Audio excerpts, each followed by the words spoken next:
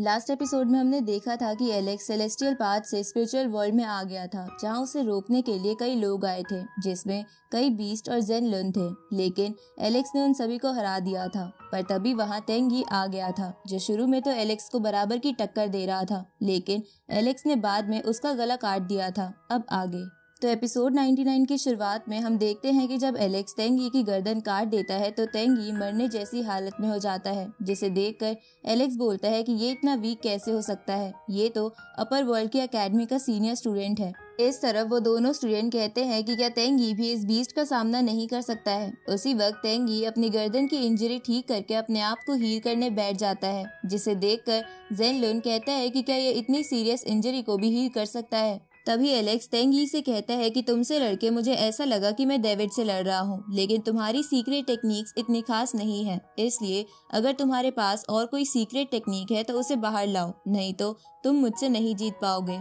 Alex ऐसा इसलिए कहता है क्योंकि वो भड़का के उसकी असली पावर जानना चाहता था। उसी वक्त तेंग यी एक इमोर्टल चॉप सील बनाकर एलेक्स पर कई सारे स्लैश अटैक करने लगता है, लेकिन एलेक्स शील्ड बनाकर उनसे बच जाता है और अपनी यिंग यांग रिवर्सल टेक्निक से तेंग यी की वो फॉर्मेशन तोड़ देता है। ये देखकर वहाँ खड़े वो स्टूडेंट सोचते हैं कि हमने सुना था कि तेंग यी ने एक बार सेंड माउंटेन को भी हिला के रख दिया था और जन्म से ही आज तक वो किसी से नहीं हारा और ना ही कोई आज तक उससे लड़के मैच ड्रॉ कर पाया है। लेकिन इस अंडरवर्ल्ड के बीस्ट के पास इतनी ज्यादा पावर है कि लगता है कि ये पूरे स्पिरिचुअल वर्ल्ड पे कब्जा कर लेगा। इधर एलेक्स को लग रहा था कि तेंग यी अपनी असली ताकत नहीं दिखा रहा है, इसलिए एलेक्स तेंग यी को और भड़काने लगता है क्योंकि वो अपर वर्ल्ड के स्टूडेंट्स की ताकत जानना चाहता था। ये सुन के वहाँ खड़ा जेन लुन एलेक्स से कहता है कि तेंग यी एक बैंड हो चुके मेथड की मदद से जल्दी से अपने प्लेस से यहाँ तुमसे लड़ने आया था, इसलिए ये अपनी पूरी ताकत इस्तेमाल नहीं कर सकता है। इस पे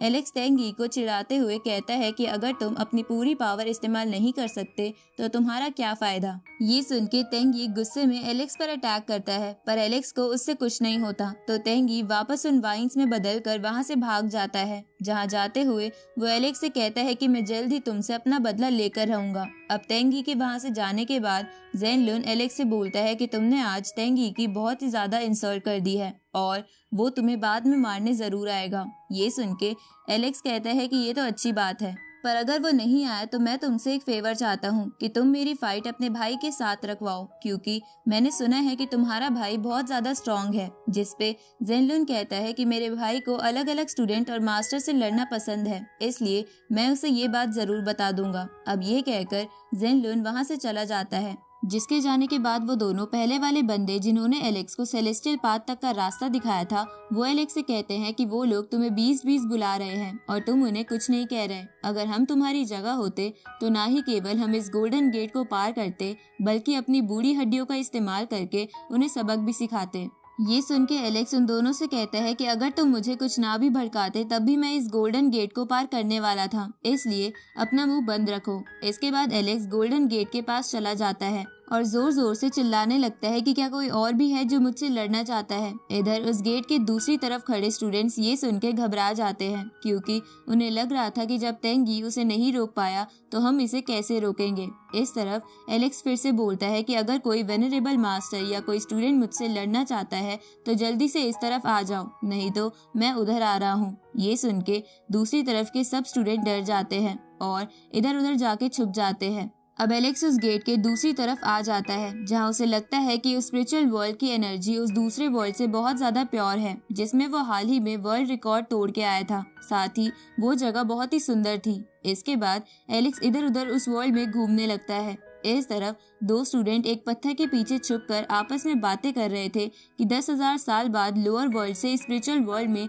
कोई बीस्ट आया है और हमने सुना है कि ये लोअर वर्ल्ड के बीस्ट खून के प्यासे होते हैं। उसी वक्त एलेक्स उन दोनों को देख लेता है और उनसे बात करने की कोशिश करता है, क्योंकि वो उस वर्ल्ड के बारे में और जानना चाहता था, लेकिन वो दोनों स्टूडेंट एलेक्स से डर के वहाँ से भाग जाते हैं। पर एलेक्स अपनी स्पीड की मदद से उनके आगे पहुंच जाता है, तो वो दोनों स्टूडेंट एलेक्स से डरते हुए कहते हैं कि हमें कुछ मत करना, हमारे पीछे बहुत सारे मास्टर्स हैं जो तुम्हें मार देंगे। ये सुन के एलेक्स उन दोनों से मजाक करते हुए कहता है कि अब चाहे कोई भी आ जाए वो तुम्हें नहीं बचा पाएगा। ये सुन के उनमें से एक स्टूडेंट डर के मारे खुद को एक्सप्लोड कर लेता है। क्योंकि उसे लग रहा था कि एलेक्स उसका खून पी जाएगा और वो ऐसी दर्दनाक मौत नहीं मरना चाहता था। इधर वो दूसरा स्टूडेंट भी एलेक्स की वजह से बेहोश हो जाता है। तो ये सब देखकर एलेक्स बोलता है कि यहाँ के लोग बहुत ज्यादा डरपोक और बेवकूफ हैं। उसी वक्त एक गोल्डन कंडेंसेशन सेक्ट का मास्टर अपनी स्पिरिचुअल फॉर्म की मदद से एलेक्स पर एक बाउल फेंकता है ताकि वो उसमें एलेक्स को कैद कर सके,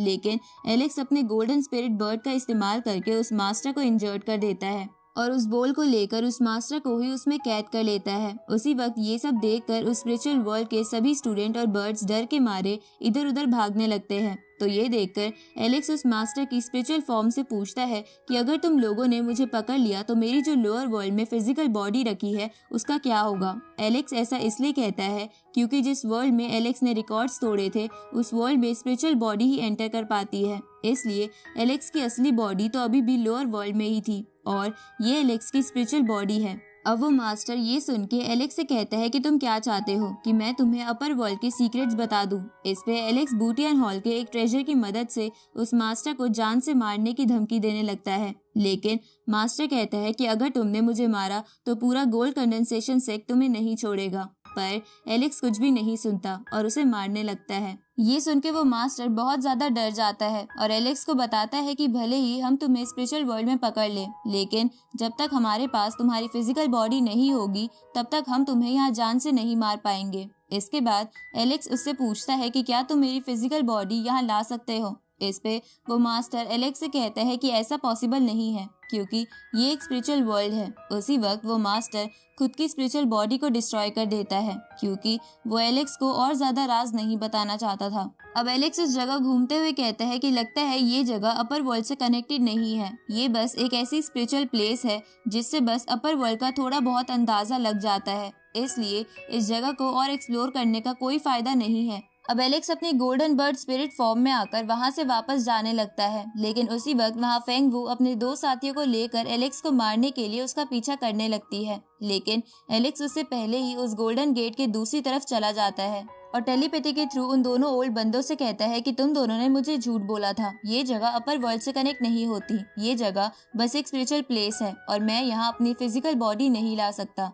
इस पे वो दोनों एलेक्स से कहते हैं कि तुमने कभी भी हमसे नहीं कहा था कि तुम्हारी फिजिकल बॉडी भी अपर वर्ल्ड में जानी चाहिए, और रही बात कि ये वर्ल्ड अपर वर्ल्ड से कनेक्टेड है या नहीं, तो हाँ, ये जगह अपर वर्ल्ड से ही कनेक्टेड है। ये सुन के एलेक्स उनसे कहता है कि मुझे तुम्हारी बातों पर अब विश्वास नहीं हो रहा, तुम झूठ बोल रहे हो। ये सुन के वो दोनों एलेक्स से कहते हैं कि ठीक है, तुम हमारी बात मत मानो, इसलिए हम सेलेस्टियल पाथ की शुरुआत वाली जगह से जा रहे हैं। ये सुन के एलेक्स उन दोनों से कहता है कि चाहे तुम कहीं भी भाग जाओ, मैं तुम्हें पकड़ कर रहूंगा। अब उनके जाने के बाद एलेक्स सोचता है कि ये दोनों बंदे असल में है कौन, क्योंकि आज तक कोई भी स्पिरिचुअल वर्ल्ड में ही अपनी स्पिरिचुअल फॉर्म नहीं बना पाया है, लेकिन ये बंदे तो वो बनाकर मुझसे बात कर रहे थे। लगता है ये दोनों कहीं न कहीं उस वर्ल्ड रिकॉर्ड वाली जगह से जुड़े हुए हैं। अब एलेक्स उस सेलेस्टियल पाथ से नीचे उतरने लगता है।